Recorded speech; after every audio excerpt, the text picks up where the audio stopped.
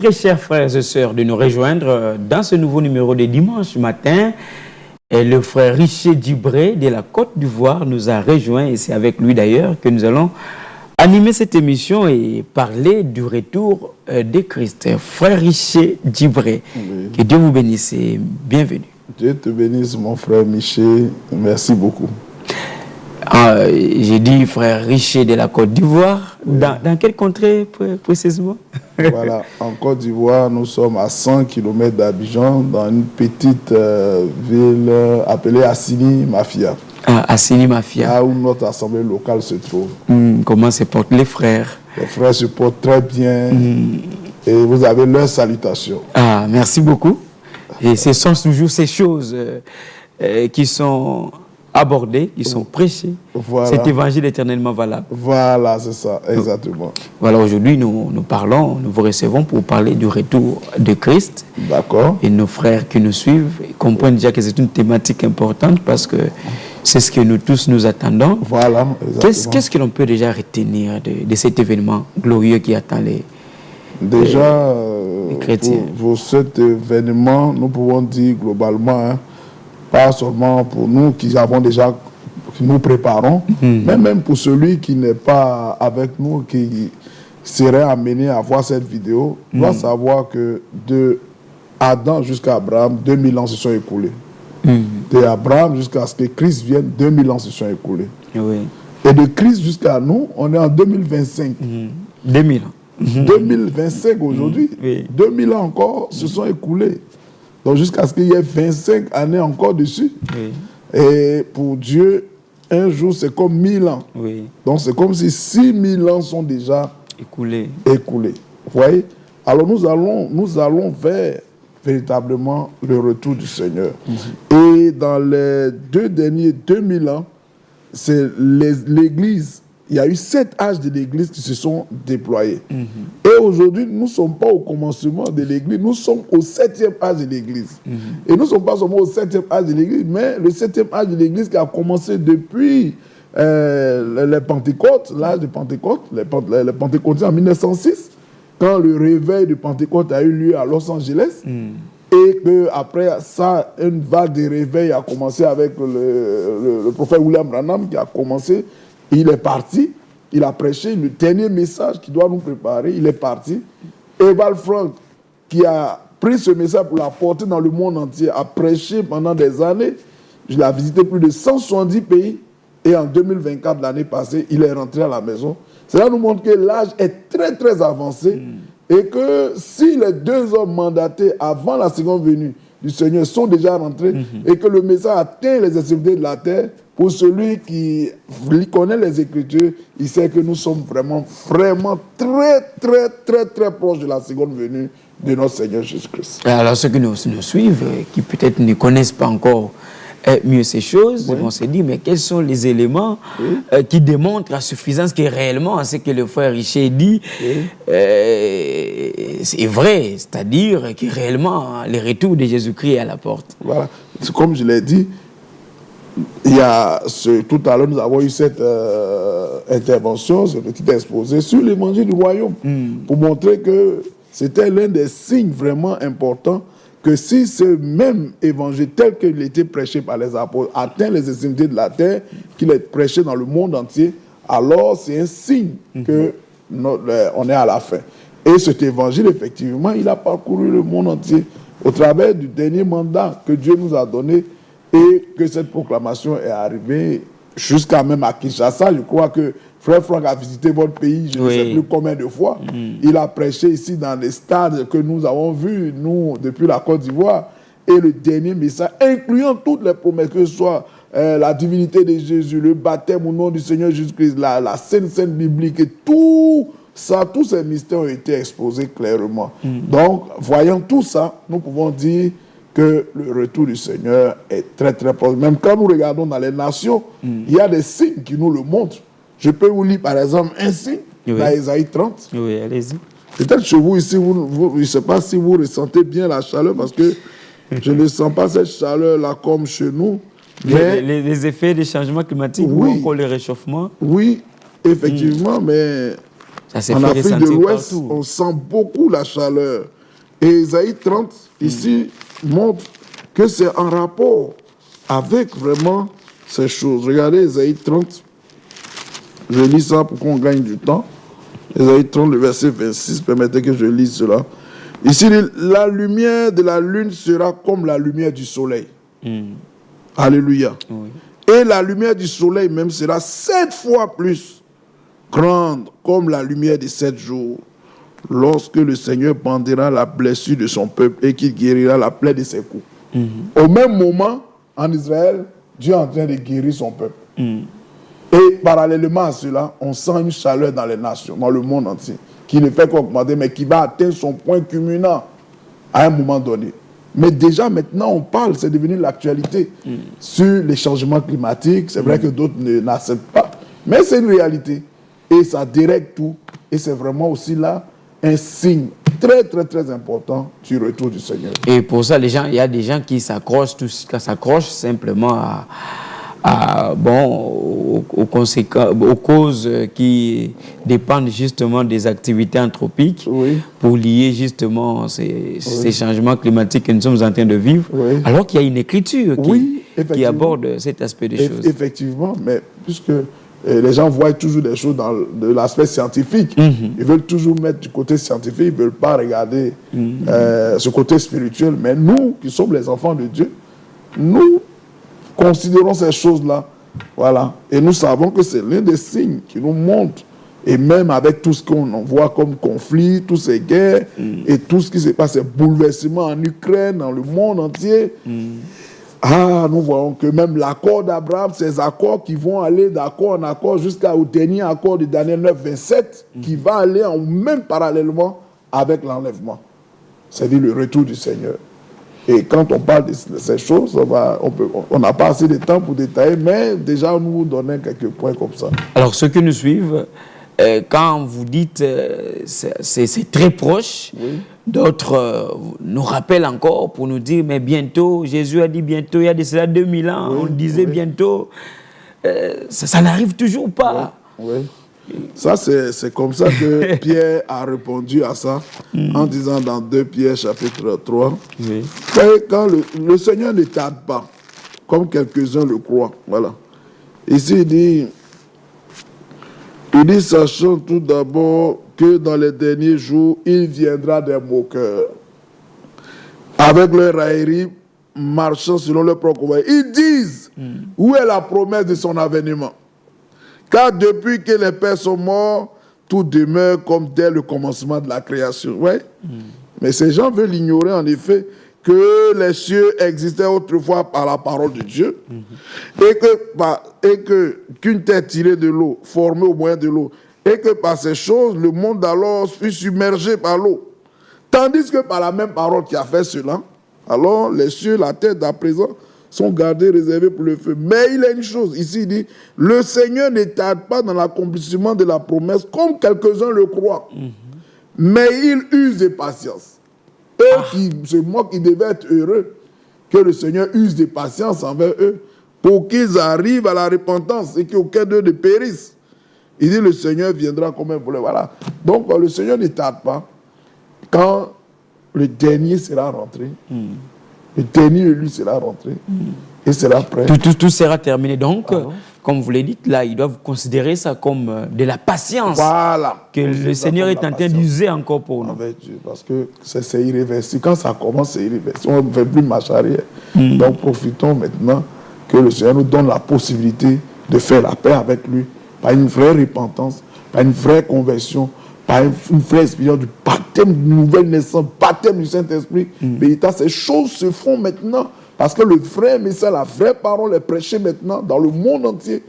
Alors on peut expérimenter cela. Pas seulement se contenter d'une religion, trouver une église là à gauche, à droite, et puis il dit, bon, je suis déjà dans une église. On dit, mais tu es chrétien, je suis bétoniste. Tu es quoi? Je suis baptiste. Non, au commencement, il n'en était pas ainsi. Maintenant, le modèle biblique, comme il était au commencement, est restauré. Et alors, nous pouvons dire, je suis un chrétien. Vous me demandez, je suis quelle église? Je suis de l'église d'Assini. Vous êtes de l'église de Bumbu, vous êtes de l'église de Kinshasa. Voilà, c'est comme ça. Chaque assemblée portait le nom de la ville où il se trouve. Et ce modèle-là est restauré maintenant. Et c'est ça que le Seigneur viendra trouver, pas les dénominations. Le Seigneur nous appelle à sortir de tous les mouvements organisés, toutes ces églises que Dieu n'a pas créées pour revenir au commencement comme il était avant que le Seigneur vienne. Et c'est ce que nous attendons. C'est ce que nous attendons. Vous avez évoqué un signe ici, notamment, vous avez cité Matthieu 24. Verset 14. Oui, verset 14, mais parce qu'à chaque fois vous revenez sur la parole, et vous-même vous l'avez aussi évoqué, d'autres qui nous suivent se disent, mais nous aussi nous écoutons la parole de Dieu. Comment peuvent-ils arriver à faire cette différence-là pour qu'ils se rendent réellement compte qu'ils sont soit dans cette vraie parole, ou ils sont dans des choses fabriquées par les hommes. Comme vous le signifiez, Matthieu 24, 14 dit, cette bonne nouvelle du royaume, cet évangile du royaume, c'est-à-dire que c'est vraiment un évangile vraiment précis, comme les apôtres l'ont prêché. Alors, toutes ces églises-là, qui pourraient dire qu'ils ont aussi ça, qu'ils emmènent leur évangile, qu'on le compare, là où les femmes prêchent, alors que les apôtres n'ont pas permis que les femmes prêchent, là où on baptise au nom du Père, du Fils et du Saint-Esprit, alors que ça n'existait pas. Au commencement, au temps des apôtres, le baptême, c'était au nom du Seigneur Jésus-Christ. Là où on parle de un Père éternel, un Fils éternel, et toutes ces choses, non, il n'y avait pas, au ciel, il n'y avait pas un Fils éternel. Oui, quand nous disons que Jésus est Dieu, il y en a qui disent Jésus est Dieu, mais attention, quand ils disent que Jésus est Dieu, ils disent que le Père est Dieu, le Fils est Dieu, le Saint-Esprit est Dieu. Pour eux, chacun est Dieu comme ça. Non, ce n'est pas cet évangile que les apôtres ont prêché. Dieu, notre Père, au ciel, dans le Fils, il s'est révélé sur la terre dans le Fils, et en nous par le Saint-Esprit. C'est le même Dieu, mais en différentes manifestations. Et c'est cet évangile que les apôtres n'ont jamais eu des discussions, des débats sur la Trinité. Mais ils ont eu la révélation comme Pierre a été conduit. Quand il a été question de savoir qui dit-on que je suis, il dit tu es le Christ. Il dit que tu es Dieu manifesté dans la chair, l'envoyé, le Messie. C'est toi. Il dit mais c'est extraordinaire. La chair et le sang ne t'ont pas fait connaître ces choses. Mais le Père qui est dans le ciel te l'a révélé. Et sur cette révélation, sur ce roc, je bâtirai mon église. Voilà. Et c'est tous ceux qui sont censés être dans cette église doivent avoir cette révélation. Parce qu'il dit, c'est sur ce roc que je bâtirai. Sur cette révélation-là, je bâtirai mon église. Tous doivent avoir la vraie compréhension. Et comme ça, dans Ésaïe 56, il dit que mon peuple connaîtra mon nom. Amen. Le peuple de Dieu doit connaître son nom. Il dit, j'ai fait connaître, Jean chapitre 17, verset 6, j'ai fait connaître ton nom aux hommes que tu m'as donné du milieu du monde. Oui, c'est extraordinaire. Que Dieu soit loué. Et cette grâce nous a été faite. Et le Seigneur nous a accordé cette grâce. Et il veut encore l'accorder à beaucoup de personnes. Et c'est ça. Voilà. Donc ça veut dire, ils n'ont qu'à apprendre ce qu'ils écoutent et à les vérifier. Donc, à vérifier cela, à comparer cela avec ce qui est dit dans les Saintes Écritures. Alors, vous avez cité ce que vous avez appelé le grand signe. Ça veut dire que c'est l'évangile du royaume qui doit être prêché dans le monde entier. Est-ce qu'il y a d'autres signes, d'autres événements qui sont aussi liés à ces retours de Christ? Oui, par exemple, tout à l'heure, on a parlé de l'envoi de Jean-Baptiste lors de la première venue du Seigneur. Parce que pour la première venue du Seigneur, il fallait que Dieu envoie un prophète. Et Ésaïe 40 l'a annoncé, Malachie chapitre 3, verset 1, première partie, l'a annoncé. J'envoie mon messager devant ta face. Donc, cette écriture-là, avant la première venue du Seigneur, c'est accompli avec Jean-Baptiste. Amen. Et lors de la seconde venue du Seigneur, Malachie 4, parlant d'Élie qui devait venir avant le jour terrible, devait aussi s'accomplir. Et même notre Seigneur, dans Matthieu chapitre 17, dans Marc chapitre 9, il le rappelle qu'Élie viendra et il rétablira toutes choses. Et quand le temps est arrivé, Dieu a suscité un prophète promis dans la personne de William Branham. Ça, c'est un signe aussi que les gens doivent savoir. Que Dieu a accompli la promesse de Malachie 4 en ce qu'il a envoyé un dernier prophète pour rétablir ce qu'on a détruit, ce qui a été mélangé, comme les enseignements ont été dérangés, alors tout a été rétabli. Cette promesse est accomplie.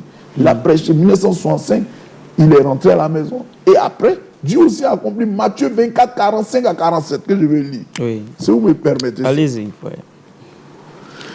Matthieu 24, 45 à 47, qui est une écriture qu'on lit, on passe dessus, comme si, voilà, c'est une parabole. Chacun comme comprend ça. comme il veut. Voilà, mais ici, on dit, qui donc, quel est donc le serviteur fidèle et prudent que son maître a établi sur ses champs, pour leur donner la nourriture au temps convenable. Heureux ce serviteur que son maître à son arrivée trouvera faisant ainsi, je vous le dis en vérité, il établira sur tous ses biens. Cette écriture-là, le Seigneur l'a citée. Ah, c'est le Seigneur Jésus lui-même. Oui, et ici c'est écrit. Mais dans notre génération, il l'a prononcé à un homme, comme vous et moi, basé en Allemagne, Ewald Frank, qui est venu dans votre pays ici. Et il lui a été dit que je te destine, selon Matthieu 24, 45 à 47. Tu iras de ville en ville, prêcher ma parole. Alors c'est lui, quand William Branham a fini d'apporter le dernier message, il ne l'a pas apporté dans le monde entier.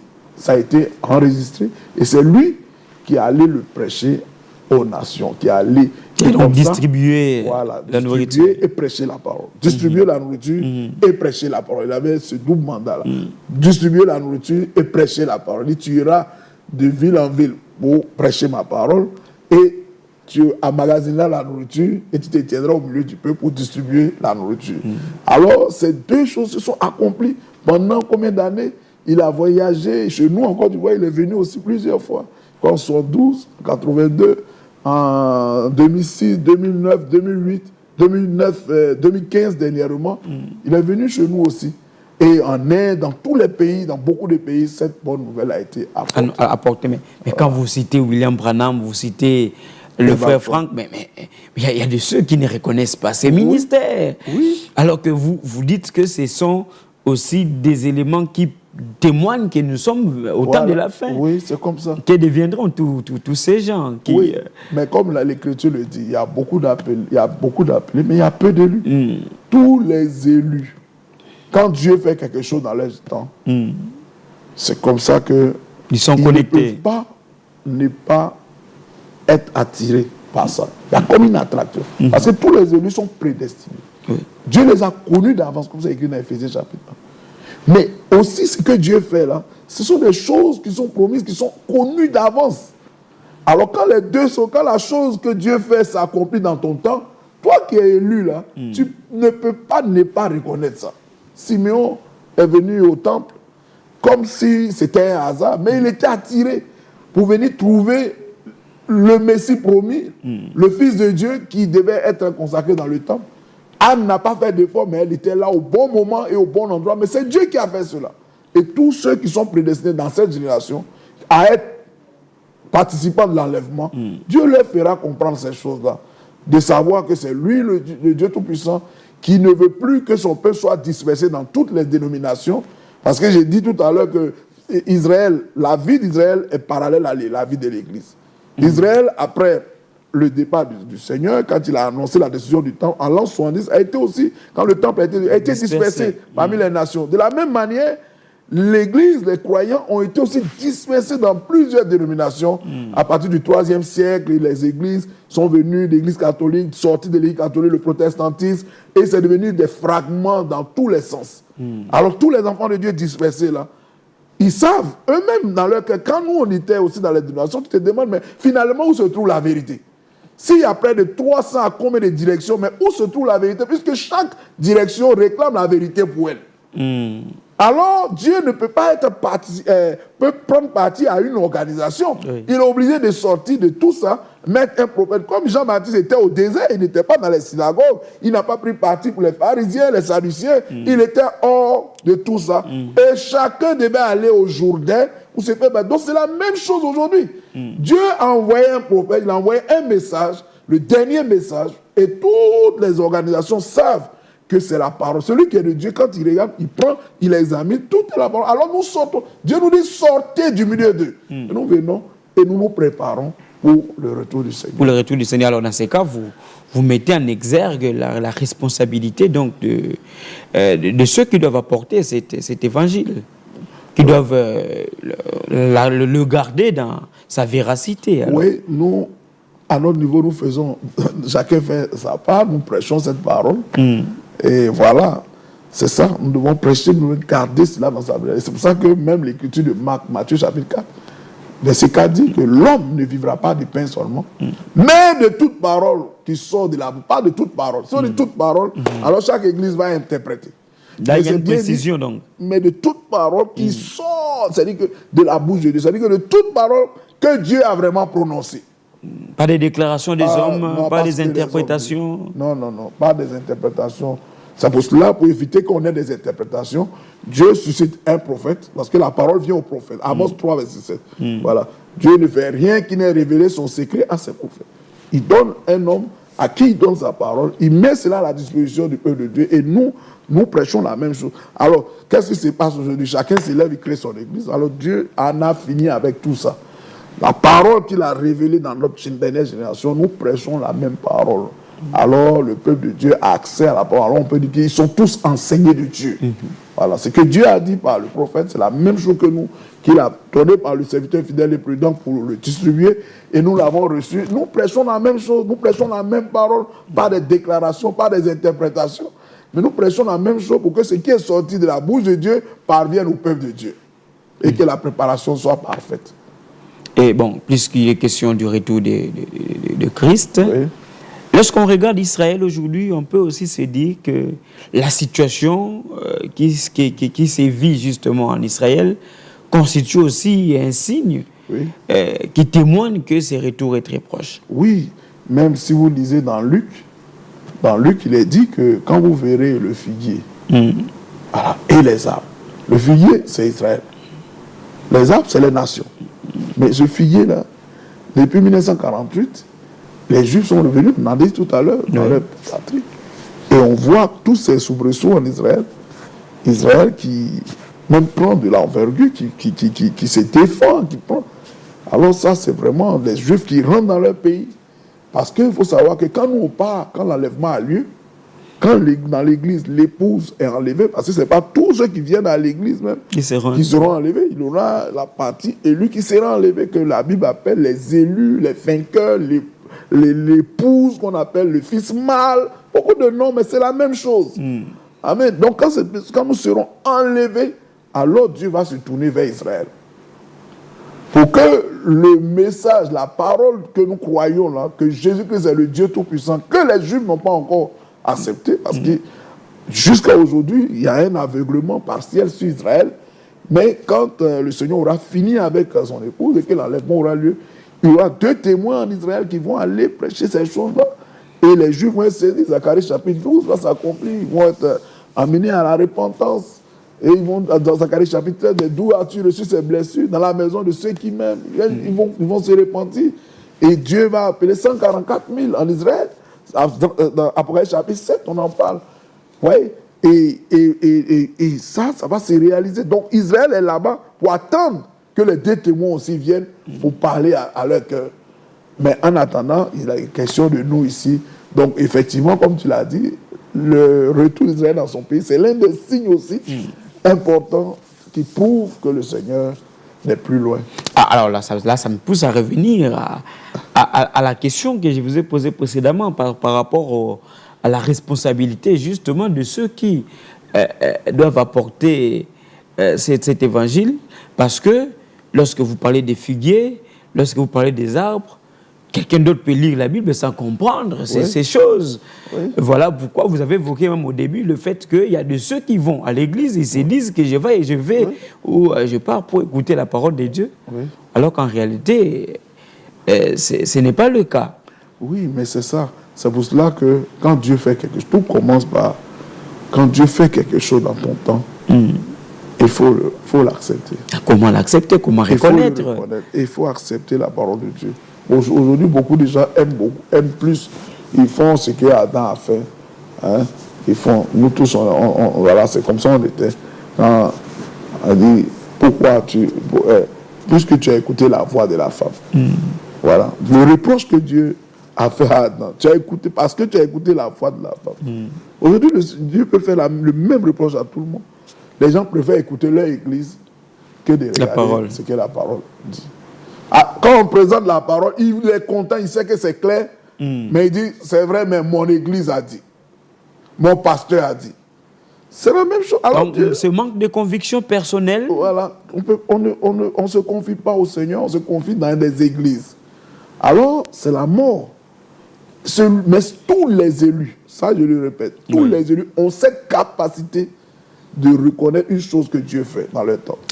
Parce que les élus ne peuvent pas être séduits. La profondeur appelant voilà, la profondeur. Un élu ne peut pas être séduit. S'il y a un élu qui nous écoute, quelle que soit l'église où il est, il se retrouvera dans ce que nous parlons. Il se retrouvera et il cherchera à comprendre mieux et Dieu va créer l'attraction en lui et il prendra part à ce que Dieu fait, il se préparera et il sera prêt pour l'enlèvement.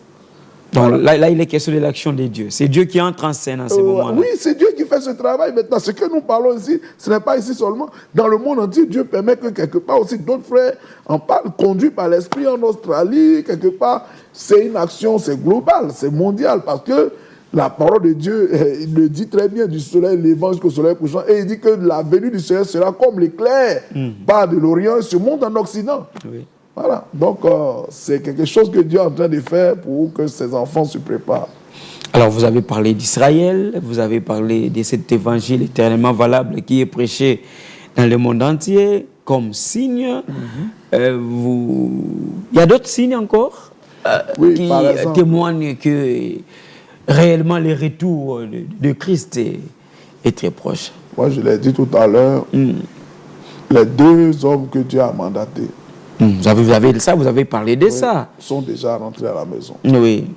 Le dernier en date, qui est notre précieux frère Valfranc, Dieu l'a repris l'année passée. Je crois le 8 juin 2024.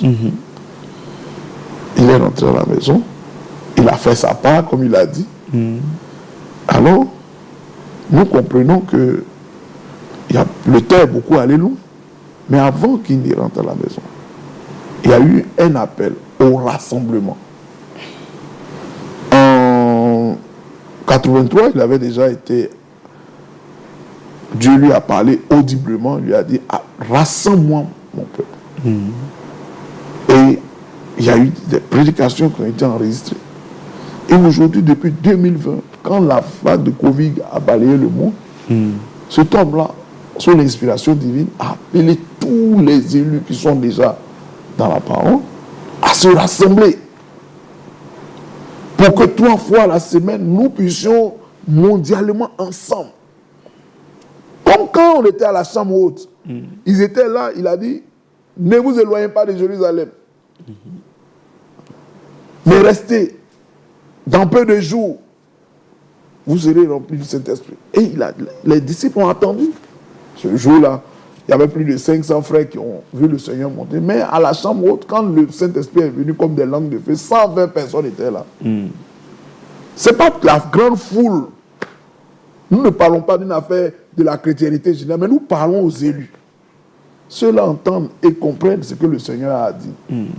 Et maintenant, dans le monde entier, la parole de Dieu est répandue et tous les frères dans le monde sont connectés et on entend la même chose.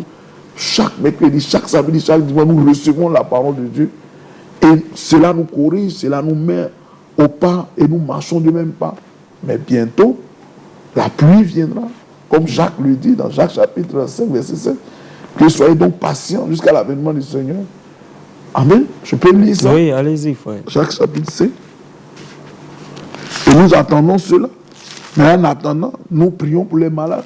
En attendant, nous prêchons l'évangile. Oui. En attendant, nous baptisons. En attendant, nous faisons la scène biblique. Comme au temps des apôtres. Vous voyez? Et toutes ces choses sont mises en pratique. Mais bientôt, le Seigneur va nous faire entrer dans quelque chose de très puissant. Il dit, soyez donc patients, frères, jusqu'à l'avènement du Seigneur. Jacques 5, verset 7. Voici le laboureur attend le précieux fruit de la terre, prenant patience à son égard, jusqu'à ce qu'il ait reçu les pluies de la première et de l'arrière-saison. Vous aussi, soyez donc patients, affermissez vos cœurs, car l'avènement du Seigneur est proche. Voilà. Là, c'est Jacques qui parle. C'est Jacques qui dans parle. la Bible. Oui. Et nous attendons ces choses-là. Nous attendons ces choses, nous attendons l'accomplissement de toutes ces paroles.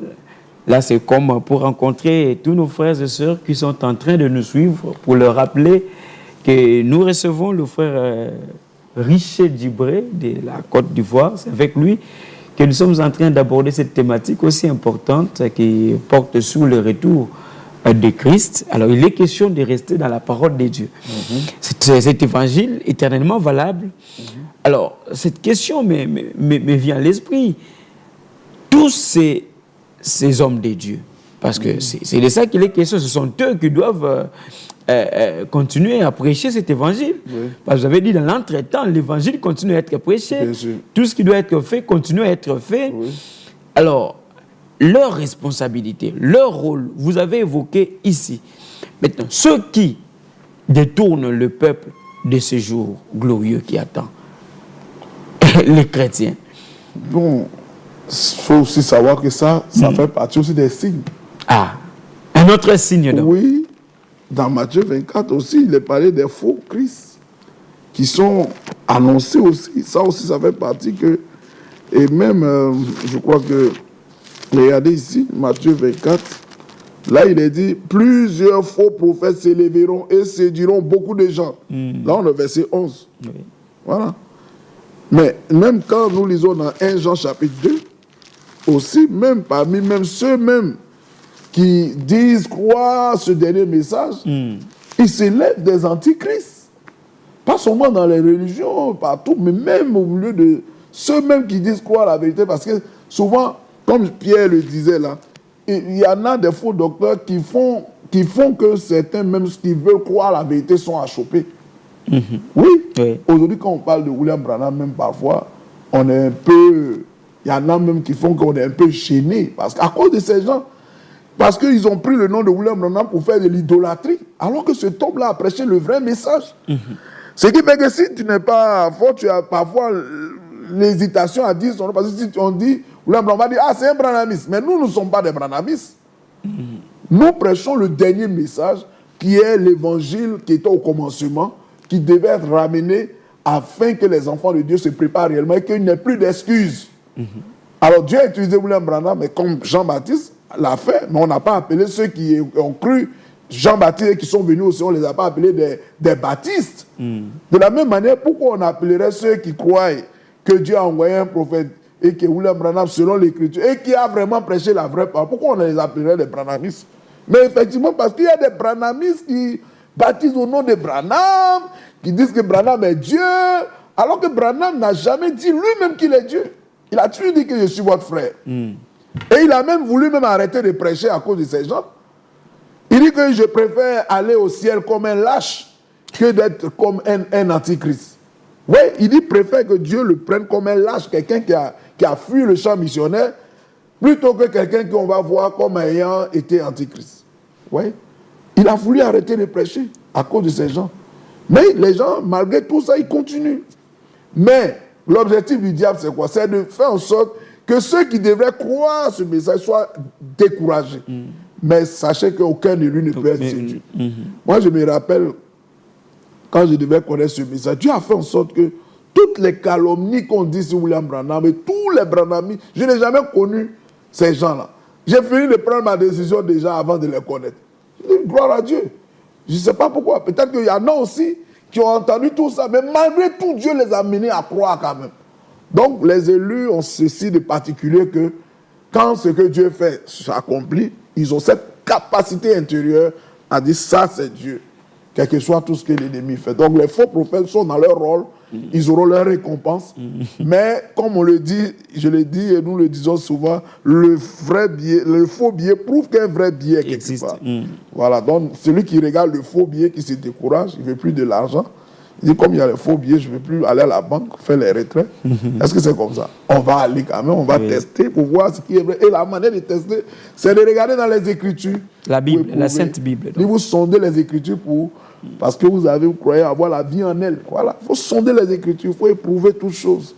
Les faux prophètes, ça constitue un signe. Oui, et lorsqu'on regarde la vie aujourd'hui, telle que elle est vécue à travers le monde. Ça peut constituer aussi un signe, oui, ou ça constitue aussi un signe. Ça constitue un signe, on parle de la beauté, les femmes qui deviennent de plus en plus belles. C'est un signe. Si vous regardez dans Luc, Oui. On peut regarder, comme il parle du temps de Noé, il dit comme il en était du temps de Noé. Mais si vous allez dans le temps de Noé, vous allez dans Genèse, vous allez voir que les femmes, elles étaient de plus en plus belles. Voilà. Regardez dans Genèse chapitre 6, on dit lorsque les hommes eux, commencé à se multiplier, vous voyez que ça aussi c'est un signe, le nombre de personnes qui se multiplient. Aujourd'hui, je crois qu'on est à 9 milliards. 8 milliards. De 8 milliards, on va vers 9 milliards. Il dit que les hommes commençaient à se multiplier sur la face de la terre. Et que les filles leur furent nées. Les fils de Dieu virent que les filles des hommes étaient belles.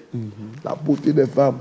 Aujourd'hui, ce n'est même plus à cacher. Il y a des femmes même qui naturellement ne sont pas belles, mais à cause des maquillages, vous avez fait la classe ensemble.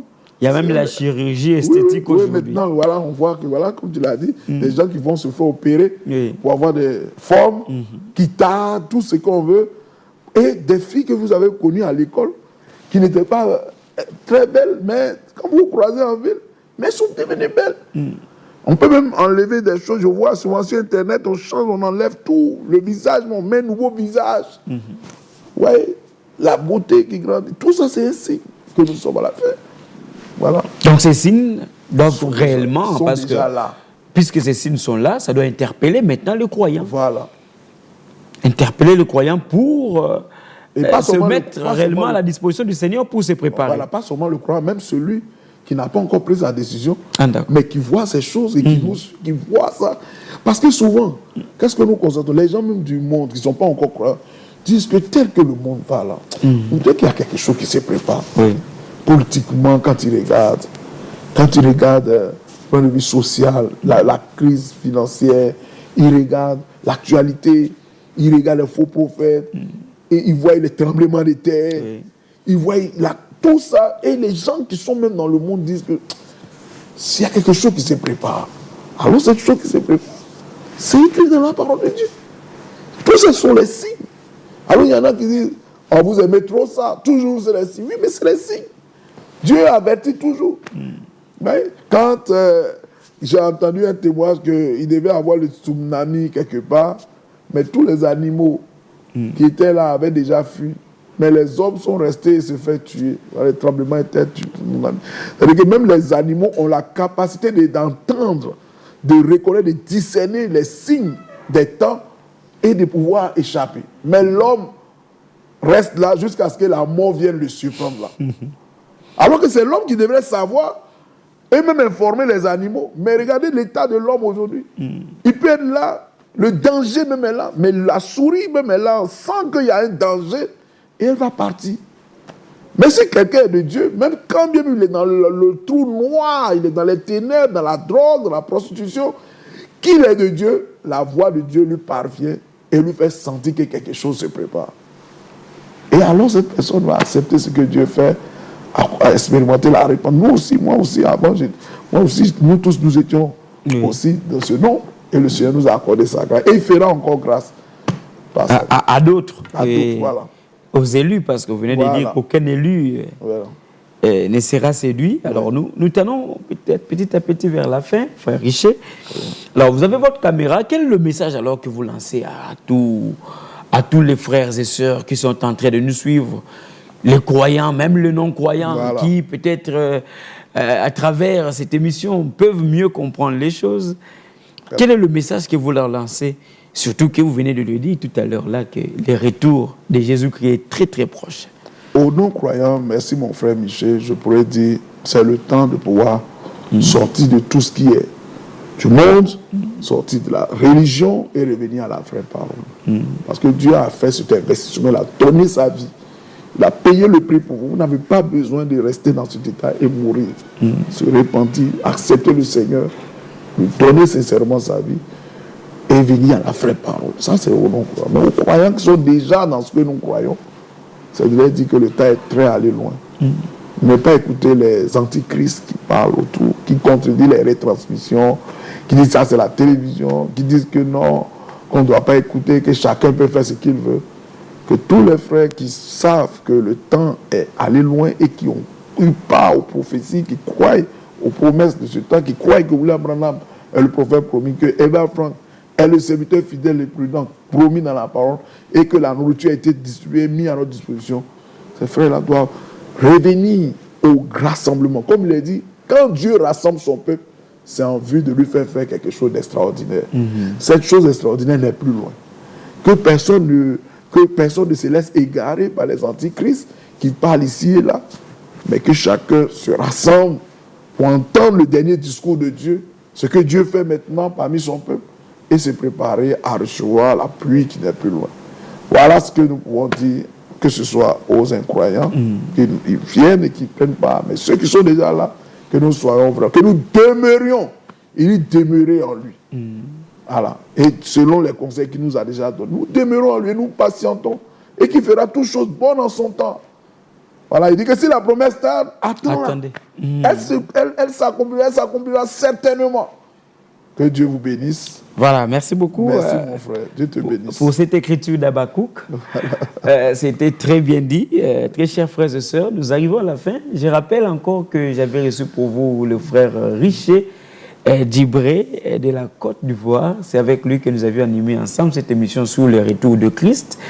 Nous osons croire que vous avez compris que ce retour est imminent et que chacun de nous, nous tous donc, nous devons nous préparer pour ne pas rater cet événement glorieux qui nous permettra d'aller à la rencontre de Christ dans les airs. Merci beaucoup, frère Richer, d'avoir répondu à nos questions et surtout d'avoir honoré notre invitation. Merci beaucoup, mon frère Michel, et que Dieu vous bénisse tous. Amen. Merci, qu'il vous bénisse aussi. Très chers frères et sœurs, nous sommes arrivés à la fin. Merci de la confiance, merci de nous rester fidèles. Nous sommes et nous serons toujours là pour vous servir. Portez-vous bien. Que Dieu vous bénisse. Au revoir. Au revoir.